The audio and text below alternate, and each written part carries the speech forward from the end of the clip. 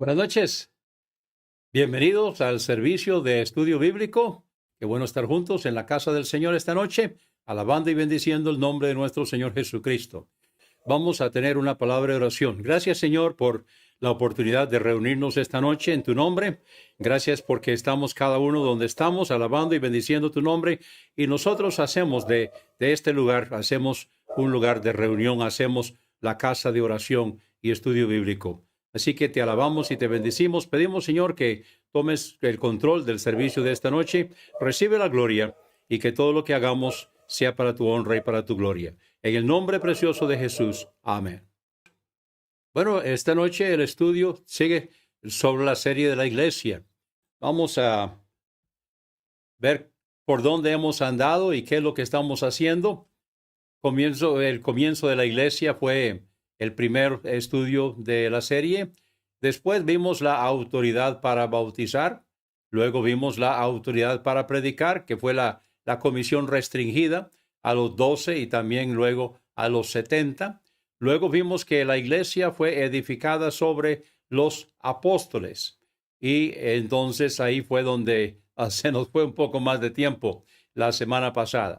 Hoy entonces vamos a estudiar sobre la última Pascua y vamos a Lucas capítulo 22. Lucas capítulo 22 y primeramente vamos a ver la última Pascua. Vamos a ver la última noche que Jesús estuvo con ellos. Esa noche fue tomado preso y el mismo día, a la usanza de los hebreos, él estaba reunido con sus discípulos y fue para la celebración de la última cena. Ese mismo día, a la usanza de los hebreos, él sería tomado y sería crucificado. Pero entonces estamos aquí para ver la última Pascua, Lucas capítulo 22 y comenzando con el versículo 14. Cuando era la hora. Ahora, yo entiendo por esto que lo que está diciendo es que cuando ya se cumplió las 6 de la tarde, porque ellos seguramente se reunieron poco antes de las 6, poco antes del anochecer, cuando se ponía el sol, era cuando empezaba el día siguiente. Entonces, el 13 Nisan, 13 Aviv, ellos comenzaron a reunirse y estaban esperando, porque dice cuando era la hora. Entonces, significa que cuando ya era 14 Aviv, cuando ya se podía tomar la Pascua, porque era 14 Aviv entre las 2 tardes.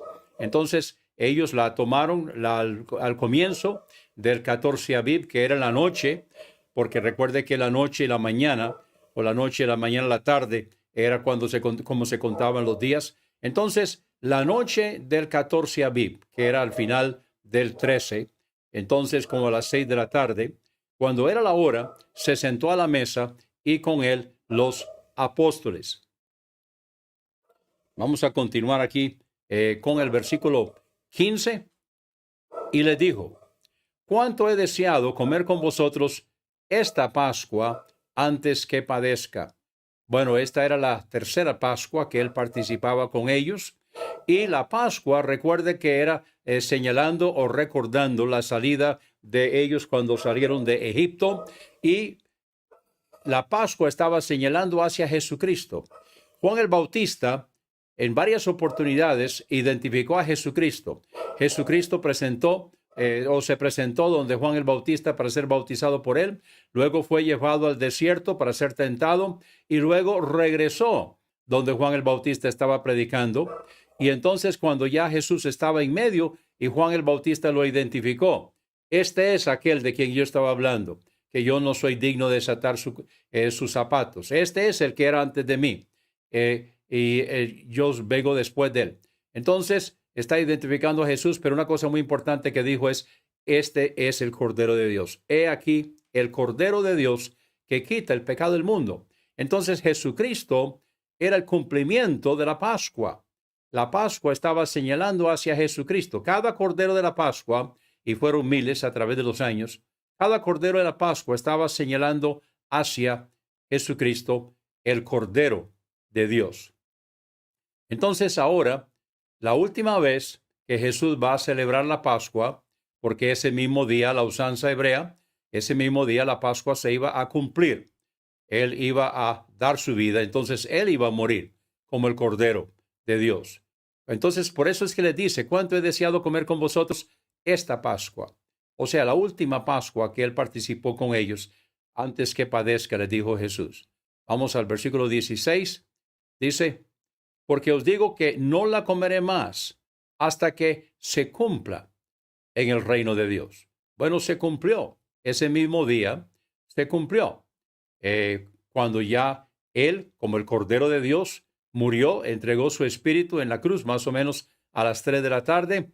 Entonces estaba a esa hora, el pueblo se estaba reuniendo para crucificar o sacrificar el Cordero de la Pascua para poder participar antes que fuera el anochecer. Pero Él estaba sacrificando su vida a la hora que ellos estaban sacrificando el Cordero de la Pascua en las diferentes partes. Al principio, cuando Dios la instituyó en Éxodo, ellos la celebraban en sus casas. Pero con el correr de los años, entonces ya llegó a ser una celebración en Jerusalén. Y la gente llegaba para celebrar la Pascua en Jerusalén. Entonces, ese día se iba a cumplir. Y por eso Él dijo, os digo que no la comeré más hasta que se cumpla en el reino de Dios. Y ese mismo día se iba a cumplir. Y habiendo tomado la copa, aquí no está hablando de la cena del Señor. Aquí está hablando de la copa que se tomaba, era una copa de vino que se tomaba en la Pascua. Y tomado la copa, dio gracias y dijo, tomad esto y repartidlo entre vosotros.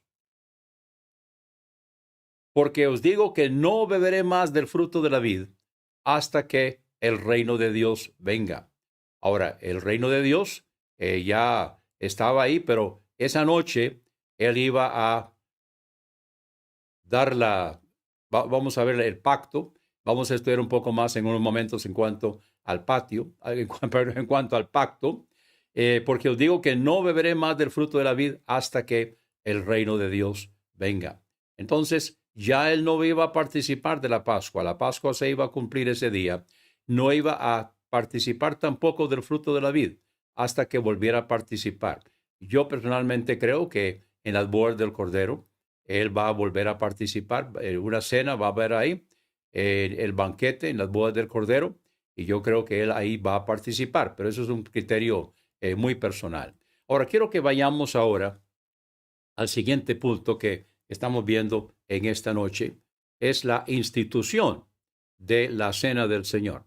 La institución de la Cena del Señor, seguimos leyendo aquí en Lucas capítulo 22, en el versículo 19, Lucas 22, 19, es donde comienza la Cena del Señor. Antes de eso estaba con la Pascua, comenzando en el versículo 19. Y tomó el pan y dio gracias, y lo partió y les dio diciendo, esto es mi cuerpo que por vosotros es dado, haced esto en memoria de mí. Ahora, el pan del que él estaba hablando, el pan del que está hablando aquí era pan sin levadura, porque ya estaba comenzando la fiesta de los panes sin levadura, pero desde la Pascua, que era el día anterior, porque la fiesta de los panes sin levadura comenzaría el 15 Abib, 15 Nisan, pero desde el 14, en la participación de la Pascua, ya se usaba pan sin levadura. Entonces, él tomó el pan sin levadura, y dio gracias y lo partió. Y les dio diciendo, esto es mi cuerpo, que por vosotros es dado, haced esto en memoria de mí. Ahora, hay varios criterios, varias opiniones o doctrinas que tienen que ver con qué pasó esa noche y qué ocurre cuando se participa de la Cena del Señor, llámele como se le llame. Nosotros, los bautistas, creemos que es un símbolo y que el pan no deja de ser pan y que el vino, jugo de uva sin fermentar, no deja de ser eso. Pero hay otros que creen que, los católicos, por ejemplo, creen que eso se convierte. Entonces, en el momento que el sacerdote lo bendice, entonces el pan se convierte en el cuerpo de Cristo y el vino se convierte en la sangre de Cristo. Ellos creen eso. Luego, los luteranos creen en lo que se llama, y eso es la transubstanciación. Los luteranos creen en la consubstanciación, que creen que no es que se convierte, pero que está con. En otras palabras, que el cuerpo de Jesucristo está con el pan y la sangre de Jesucristo está con el vino. Los bautistas lo que creemos es que son símbolos, o sea, no dejan de ser lo que son. El pan es pan, no deja de ser pan y nunca se convierte en otra cosa. Y el jugo de uvas, el vino sin fermentar, tampoco se convierte en otra cosa, sino que representa el cuerpo y la sangre de nuestro Señor Jesucristo. Ahora, yo personalmente, y esto es algo muy personal, pero yo personalmente cuando estoy repartiendo el, el pan y el vino en la cena del Señor, me gusta partirlo completamente, porque yo creo que eso representa cómo el cuerpo de nuestro Señor fue quebrantado completa y totalmente. Ahora, quiero que vamos ahora al Antiguo Testamento. Quiero que vayamos ahora a Jeremías, capítulo 31, porque estamos hablando del nuevo pacto. Recuerde que hubo varios pactos. Bueno, primer pacto que tiene señal es el pacto noéico. Pero yo personalmente creo que hay dos pactos antes de esto. Bueno, los hay, solamente que no tienen señal. Primeramente está el primer pacto que Dios hizo con Adán y Eva cuando los creó y les encargó de que ellos debían fructificar y multiplicarse y debían administrar la creación que Dios les había dado. Ellos eran responsables de la creación. Y eso es lo que yo llamo el pacto edénico, el pacto que Dios hizo en el Edén. Luego, después que pecaron, entonces hay un nuevo pacto que es lo que yo llamo el pacto adámico, aunque ellos todavía estaban en el Edén, ya fueron echados del Edén después, pero todavía estaban en el Edén, pero yo llamo eso el pacto adámico, que es cuando ellos pecaron y es entonces las condiciones cambiadas y ya la tierra iba a rebelarse, ya no iba a ser la tierra bendita, sino que iba a ser una tierra maldita por culpa del pecado del hombre, y además de eso la mujer iba a estar sujeta a su marido e iba a dar a luz sus hijos con dolor. Son consecuencias del pecado y eso está en el pacto adámico. Después sigue el pacto noéico, que es el primer pacto que tiene señal. La señal del pacto noéico es el arco iris. Luego viene el pacto abrahámico. El pacto abrahámico es cuando Dios hizo pacto con Abraham y la señal es la circuncisión. ¿Por qué? ¿Por qué la circuncisión del miembro viril? Porque es un pacto de generaciones. Es un pacto donde Dios establece un pacto con Dios, con Abraham, para que él produzca un pueblo. Y ese pueblo va a producir el Salvador del mundo. Es por eso que la circuncisión es la señal del pacto abrahámico. Después viene el pacto mosaico, el pacto que Dios hizo con Moisés, que es el pacto que estaba en vigencia hasta Jesucristo, y la señal del pacto que Dios hizo con Moisés, que es la ley, la señal es el sábado. El día sábado es la señal del pacto que Dios hizo con Moisés. Ahora viene el nuevo pacto. Entonces, en el libro de Jeremías, capítulo 31, está hablando Dios a través de Jeremías y le está diciendo, he aquí que vienen días, dice Jehová, en los cuales haré nuevo pacto con la casa de Israel y con la casa de Judá. Ahora es interesante de que Dios aquí con Jeremías, o a través de Jeremías, dice que va a hacer un nuevo pacto con la casa de Israel y con la casa de Judá, porque ellos estaban divididos. Estaba el reino del norte, que era el reino de Israel, que desapareció. Y luego está la casa de Judá, o sea, el reino del sur, que todavía ha seguido y que trajo a Jesucristo al mundo y que todavía está. Pero ¿dónde están las otras 10 tribus? Bueno, aquí dice que él iba a hacer pacto con la casa de Israel. Entonces también aparecen estas tribus allá en el libro del Apocalipsis. Entonces para Dios no están desaparecidos, para nosotros no sabemos dónde están, pero Dios sí sabe dónde están. Y es interesante ver que Él dijo que haría nuevo pacto con la casa de Israel y con la casa de Judá. Ahora recuerde que Jesucristo hizo pacto y eran israelitas, los apóstoles eran israelitas, pero ellos eran en representación de la iglesia, ya la iglesia existía, la iglesia comenzó con el ministerio personal de Jesús y estuvo con él durante estos 3 años y medio, desde que Jesús plantó su iglesia al comienzo de su ministerio. Él estuvo con ellos, estuvo delegando autoridad progresivamente en su iglesia, como hemos estado viendo en los estudios los jueves. Ahora llega el momento en que ya Él se va. Entonces Él va a establecer este nuevo pacto con su iglesia, pero es con los apóstoles que son israelitas. Aquí dice que es con la casa de Israel y con la casa de Judá. También eso se va a renovar en el milenio, el reinado milenial de nuestro Señor Jesucristo, que es aquí sobre la tierra. Pero esa noche entonces la hizo con los apóstoles en representación de la iglesia y en representación también de las 12 tribus de Israel. Vamos a seguir leyendo aquí en el versículo 32. Dice, no como el pacto que hice con sus padres el día que tomé su mano para sacarlos de la tierra de Egipto. Está refiriéndose al pacto mosaico, porque ellos invalidaron mi pacto, aunque fui yo un marido para ellos, dice Jehová. Entonces, aquí Dios está dando por terminado, aunque todavía faltaban muchos años por ejecutarse la terminación, y tendría que ser cumplida la ley. Y la ley fue cumplida con Jesucristo. Jesucristo, en su bautismo, él, en su papel de sumo sacerdote, según el orden de Melquisedec, él asumió la ley, él vivió la ley, en representación legal del Estado de Israel.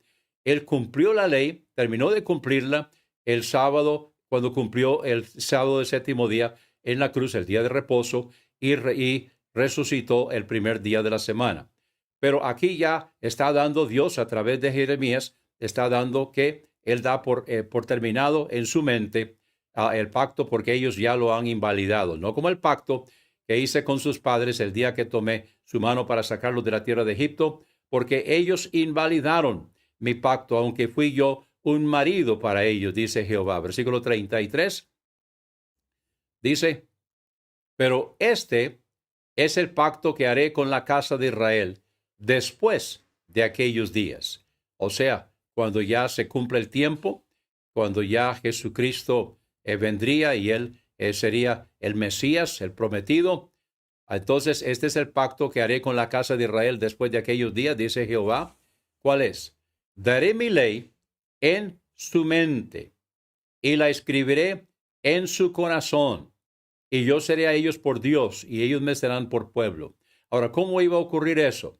Bueno, porque cuando Jesucristo cumplió la ley y cuando Él entonces es la muerte, sepultura y resurrección de Jesucristo, es el cumplimiento del Evangelio. Cuando Él cumplió la ley, cuando Él cumplió el Evangelio, entonces el Espíritu Santo haría que el corazón del hombre fuera convertido. Y por eso dice, daré mi ley en su mente. Porque cuando nosotros aceptamos a Cristo como Salvador personal, el Espíritu Santo viene y le da vida a nuestro espíritu y establece morada y comienza a trabajar en el alma, que es mente, sentimientos, voluntad y conciencia. Entonces, a partir de ese momento, dice, daré mi ley en su mente y la escribiré en su corazón. ¿Cuándo? Cuando Jesucristo la cumpliera.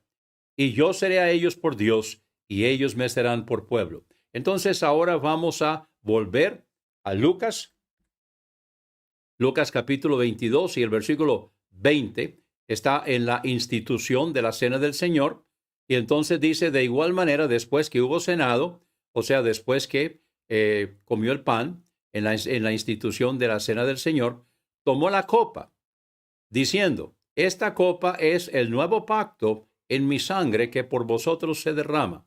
Entonces, así como el arco iris es la señal del pacto noéico, así como la circuncisión es la señal del pacto abrahámico, así como el sábado, el sábado del séptimo día, es la señal del pacto que Dios hizo con Moisés, así ahora la copa en la cena del Señor es la señal del nuevo pacto. Entonces aquí, en este momento, Él está haciendo pacto con su iglesia.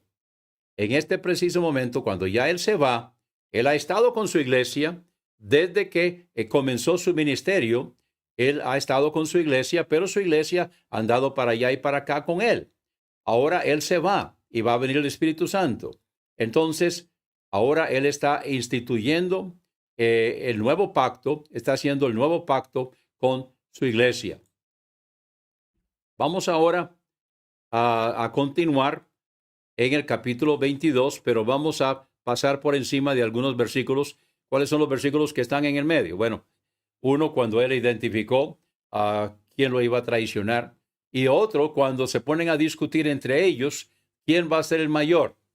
Vamos ahora a llegar entonces al versículo 28, en Lucas 22, 28, donde les dice a los 11, porque ya Judas ya no estaba, pero vosotros sois los que habéis permanecido conmigo en mis pruebas. Entonces está instituyendo y está haciendo una transferencia de autoridad y está diciendo a sus discípulos, a sus apóstoles, en representación del pueblo de Israel y en representación de la iglesia. Entonces le dice, pero vosotros sois los que habéis permanecido conmigo en mis pruebas.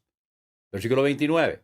Yo pues significa en vista de lo anterior, os asigno un reino como mi Padre me lo asignó a mí. Entonces aquí tenemos Dios el Padre designando autoridad sobre Juan el Bautista para que Juan el Bautista pueda bautizar a los creyentes y principalmente a Jesús. Y entonces Jesús es bautizado por quien tiene autoridad del Padre para bautizar. Pero la delegación del Padre sobre Jesucristo es diferente, porque la delegación del Padre sobre Juan el Bautista era para que él bautizara a los creyentes y bautizara a Jesús, pero él no podía delegar. Los discípulos de Juan no podían bautizar, pero ahora Jesucristo es bautizado y él recibe la autoridad directamente del Padre. ¿Recuerdan en los días pasados cuando estudiamos sobre eso? De que Juan el Bautista dijo de que la autoridad de Jesús venía del cielo. Entonces ahora él ha recibido del Padre la autoridad para establecer su reino. Ahora Jesucristo está traspasando la administración de este reino, de su iglesia.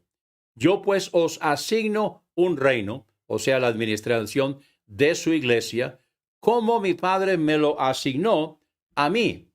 Vamos al versículo 30. Para que comáis y bebáis a mi mesa en mi reino. Está hablando de la cena del Señor. Entonces, la iglesia que Jesús instituyó, la iglesia que Jesús plantó, la iglesia que Jesús organizó, la iglesia en quien Jesús delegó su autoridad, es la que tiene autoridad para llevar a cabo las dos ordenanzas que Jesús dejó en su iglesia, que es el bautismo y la cena del Señor. De hecho, la forma que se administra la cena del Señor demuestra si la iglesia es una que cumple con lo que el Señor le dio. Porque vamos a ver la próxima semana la Gran Comisión y vamos a ver donde Él habla acerca de eso, de la sana doctrina, donde están obedeciéndolo a Él. Eso identifica una iglesia que viene desde Jesucristo. Entonces está diciéndole aquí a los 12 apóstoles, para que comáis y bebáis a mi mesa en mi reino. Está hablando de la administración de la cena del Señor en el reino del Señor. Hasta aquí lo ha hecho Él. Ahora está delegándolo en ellos. Luego les dice a sus apóstoles, recuerde que ellos están en representación también de Israel y de Judá.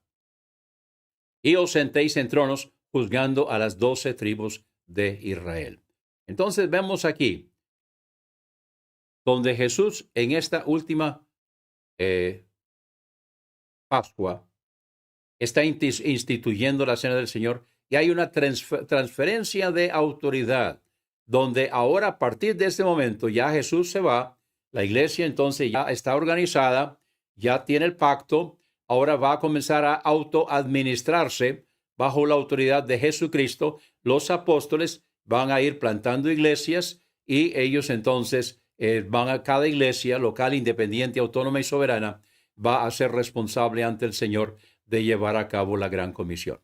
Yo espero que esto nos ayude para poder entender un poco mejor esto.